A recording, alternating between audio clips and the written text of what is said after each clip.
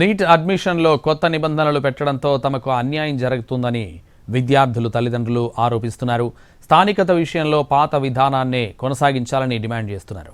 సడన్గా రూల్స్ మార్చడం కరెక్ట్ కాదని అంటున్నారు. తమ పిల్లలు అటు ఏపీకి ఇటు తెలంగాణకు కాకుండా అనాథలుగా మిగిలిపోతున్నారని ఆవేదన వ్యక్తం చేస్తున్నారు.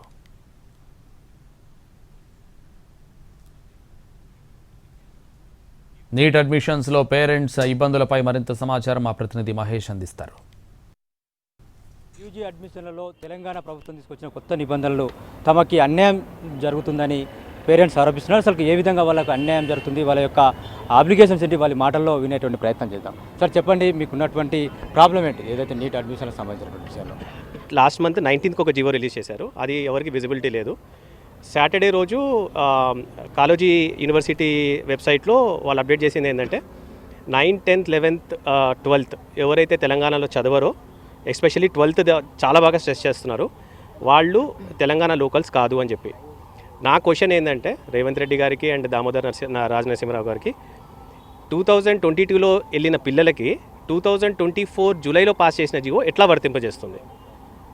మీరే చెప్పండి. ఇన్ కేస్ మీరు అది చేసే ఉద్దేశం ఉంటే అంతకుముందు కేసీఆర్ గవర్నమెంట్ ఉన్నా లేకపోతే యూనివర్సిటీ వాళ్ళైనా మేము 2024 తర్వాత ఈ 10 years అగ్రిమెంట్ అయిపోతుంది, మేము 2024 నుంచి మేము ఇది ఇంప్లిమెంట్ చేయబోతున్నాము, కాబట్టి మీరు ఇంటర్ ఏదైతే చదివించుకోదలుచుకున్నారో మీరు తెలంగాణను చదివించుకుంటే బెటర్, లేదా మీ స్థానికత కోల్పోతారు అని ఒక చిన్న కమ్యూనికేషన్ కానీ మన కాలేజీలో కానీ ఒక ప్రెస్ నోట్లో కానీ ఇచ్చుంటే మా పిల్లల్ని డెఫినెట్గా అక్కడ పంపించేవాళ్ళం కాదండి.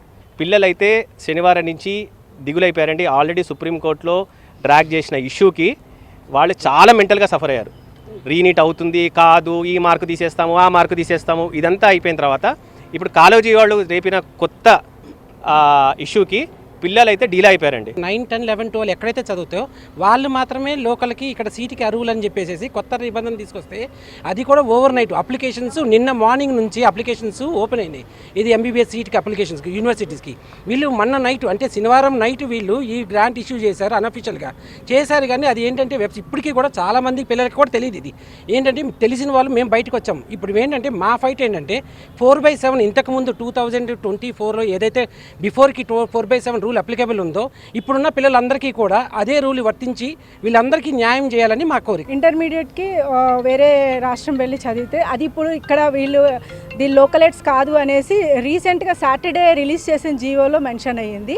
యాక్చువల్లీ వీళ్ళు 2022-23లో చదివి ఇప్పుడు 24లో లోకలైట్స్ కాదు అని రిలీజ్ చేశారు.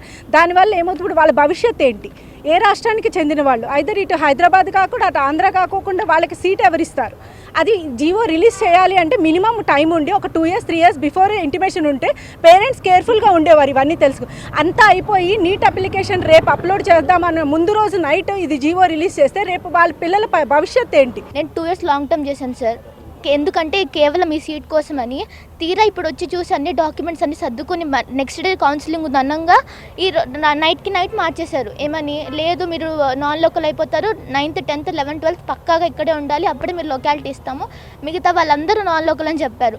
అట్లా చేయడం వల్ల మాలాంటి పిల్లలు ఎంతమంది ఇంజస్టిస్గా ఉంటారు. నా లైఫ్ ఎట్లా ఉంది, నాలాంటి పిల్లల లైఫ్ ఎట్లా అయిపోతుంది? ఇప్పుడు వాళ్ళే హైయర్ అథారిటీస్ ఇప్పుడు మాకు జస్టిస్ చేయాలని అనుకుంటున్నాను సార్. ఇది పేరెంట్స్ విద్యార్థులు చెప్తున్నటువంటి విషయం. ఏదైతే గతంలో ఉన్నటువంటి నిబంధనలు ఏవైతున్నాయో వాటిని మాత్రమే అమలు చేయాలి.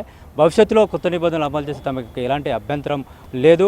ముందే కనుక ఈ విధంగా చెప్పినట్లయితే తమ విద్యార్థులని తమ పిల్లల్ని ఇక్కడే చదివించుకునే వాళ్ళమని చెప్పేసి కూడా పేరెంట్స్ చెప్తున్నటువంటి పరిస్థితి. ఒకవేళ ప్రభుత్వం కనుక తమ వేదనని అర్థం చేసుకోకపోతే తాము కోర్టుకు వెళ్తామని చెప్పేసి కూడా పేరెంట్స్ చెప్తున్నారు. కెమెరామెన్ నవీన్తో మహేష్, ఎన్టీవీ, హైదరాబాద్.